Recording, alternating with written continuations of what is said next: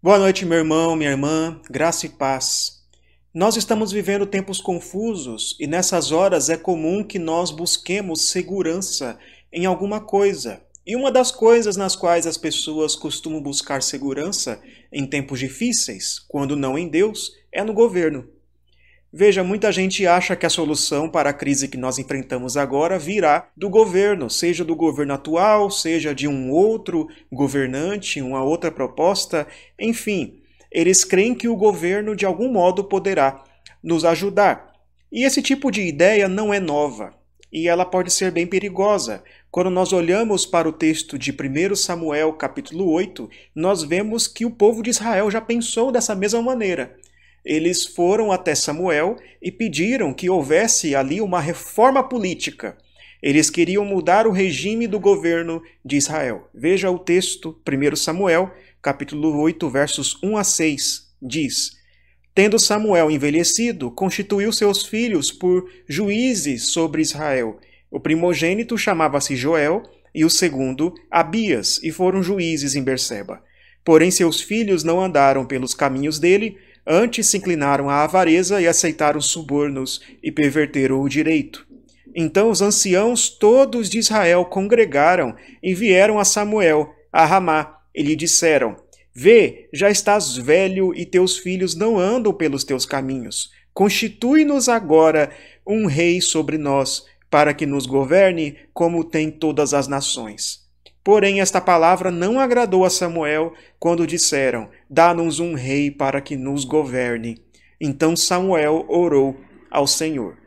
Veja, o povo de Israel era governado por juízes, e o próprio livro de Juízes diz que durante aquele período cada um fazia o que era reto aos seus próprios olhos. Em outras palavras, cada um fazia o que achava melhor, cada um fazia o que lhe dava na telha. Havia pecado, havia corrupção, havia opressão espalhado por toda aquela nação, até que Samuel julgou sobre Israel. E durante o tempo de Samuel, houve uma estabilidade que há muito tempo aquela nação não havia visto.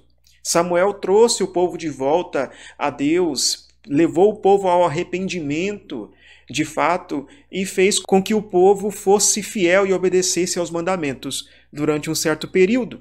Mas esse governo de Samuel estava prestes a acabar. Samuel colocou seus 2 filhos como seus sucessores. Só que os seus filhos não eram nada parecidos com Samuel. Os filhos de Samuel eram corruptos, eles aceitavam propina, aceitavam suborno, eles pervertiam a justiça, o direito, e o povo percebeu isso. Então o povo quis uma mudança. Eles foram até Samuel, os anciãos de Israel foram até Samuel e pediram que ele lhes constituísse um rei. E veja, esse pedido não é totalmente descabido. Pelo contrário, havia algumas razões pelas quais esse era um pedido legítimo.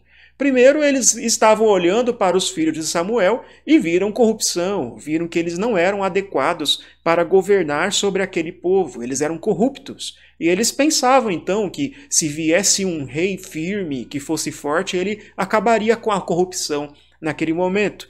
Eles também queriam alguém que lutasse as suas guerras, que vencesse os seus inimigos, alguém que fosse forte e que pudesse liderá-los na batalha. Isso de fato é o papel de um rei. E outra razão também para aquele povo buscar um rei é que havia uma promessa do próprio Deus. O próprio Deus disse àquele povo que em algum momento colocaria um rei sobre aquele povo. E eles então pensaram, viu só, é da vontade de Deus que nós tenhamos um rei. E agora é um momento muito propício para isso. E esse povo poderia ter constituído um rei por conta própria. Eles poderiam nem ter consultado Samuel, mas eles preferiram ir lá e falar com o profeta do Senhor, aquele que é o porta-voz de Deus para aquele povo. Eles estavam sendo aparentemente piedosos. Só que Deus não olha só a aparência, Deus olha para o coração. E Samuel consultou a Deus, e Deus mostrou a Samuel que o que havia no coração deles não era nada bom. Veja só os versos 7 a 9, o que diz. Diz aqui: Disse o Senhor a Samuel: Atende a voz do povo em tudo quanto te diz, pois não te rejeitou a ti, mas a mim, para eu não reinar sobre ele, segundo todas as obras que fez desde o dia que o tirei do Egito até hoje, pois a mim me deixou e a outros deuses serviu, assim também o faz a ti. Agora, pois, atende à sua voz, porém adverte-o solenemente e explica-lhe qual será o direito do rei que houver de reinar sobre ele. Então veja só, o povo não estava rejeitando apenas a Samuel, o povo estava rejeitando o próprio Deus, porque no fim das contas, quem reinava sobre aquela nação era o próprio Deus, era uma teocracia.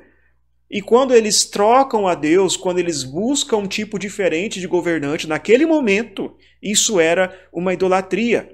Porque por mais que estivessem falando com um profeta de Deus, clamando por uma promessa de Deus, o seu coração estava longe de Deus. A razão pela qual eles queriam tanto um rei é que os vizinhos, os países vizinhos também tinham reis.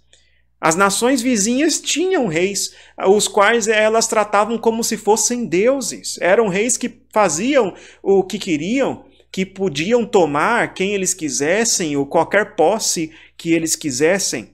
E o povo de Israel estava querendo um rei assim. Um rei forte, um rei poderoso, que pudesse os livrar, que pudesse governar livremente. E, bem, esse rei que eles estavam clamando, de fato teria todo esse poder sobre aquele povo. E é justamente esse o alerta de Deus para aquele povo. Deus diz aqui por meio de Samuel que esse rei poderia tomar seus filhos, tomar suas filhas, tomar as suas posses, cobrar altos impostos e fazer a todos de escravos. E agora o povo de Israel estava querendo um rei, mas em breve eles não iriam querer mais. Como ele diz aqui no verso 18: Então naquele dia clamareis por causa do vosso rei, que houverdes escolhido, mas o Senhor não vos ouvirá naquele dia. Muito cuidado com o que você pede a Deus, pode ser que Deus conceda o seu desejo.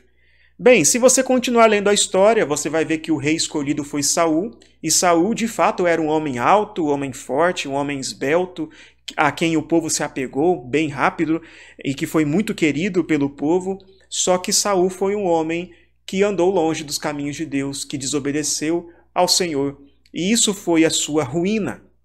Bem, o que isso diz a nós hoje? Não coloque o seu coração em governos. Não deposite a sua esperança em ideologias ou em qualquer coisa deste mundo, porque ao fazer isso você está rejeitando o governo de Deus sobre a sua vida. Veja bem, não é errado preferir este ou aquele governante, preferir este ou aquele sistema político, contanto que esteja dentro dos princípios da palavra de Deus. Aliás, é da vontade de Deus que nós tenhamos bons governantes. O pedido dos israelitas não era errado em si. O problema é quando o seu coração está nisso. E Deus conhece o seu coração. Governos são inconstantes. Uma hora eles podem fazer o bem, outra hora eles podem fazer o mal. Nós somos inconstantes. Uma hora podemos desejar um governo, outra hora podemos não querê-lo, mas cuidado com isso. Talvez a sua esperança esteja no governo atual, talvez a sua esperança esteja num governo diferente do atual. Não importa. A sua esperança deve estar em Deus. É Ele quem de fato governa sobre nós. É Ele quem de fato pode nos livrar das situações ruins. Veja, depois de Saul, Deus deu aos israelitas um outro rei, o rei Davi. E Davi foi um homem segundo o coração de Deus, que temia a Deus, que governou o povo corretamente e guiou. Foi um bom rei para Israel. E talvez você olhe para isso e diga, então é simples, basta acharmos um governante que seja como Davi, alguém que tema a Deus e que faça o que é certo. Mas nós devemos nos lembrar de que Davi é apenas uma sombra daquele que é o verdadeiro rei, o nosso verdadeiro rei, o rei Jesus. Jesus é o rei que de fato é segundo o coração de Deus. Jesus é o rei que não nos oprime, mas que se sacrifica, que demonstra um amor sacrificial pelos seus súditos.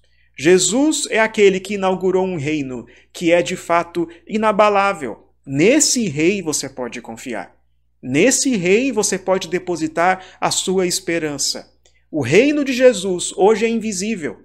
Não é possível vê-lo, mas um dia ele se tornará visível e abrangerá todas as nações, toda a nova criação. E quando ele voltar, ele vai consumar o seu reino. E aí, só então, não haverá mais dor nem sofrimento. Até esse dia chegar, irmão, guarde o seu coração.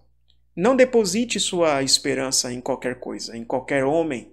Não confie em homens. Creia em Jesus Cristo. Espere em Jesus Cristo. Busque nele a sua esperança, a satisfação. Busque nele a força para enfrentar o seu problema. Que Deus te abençoe, que Deus te guarde em nome de Jesus. Amém.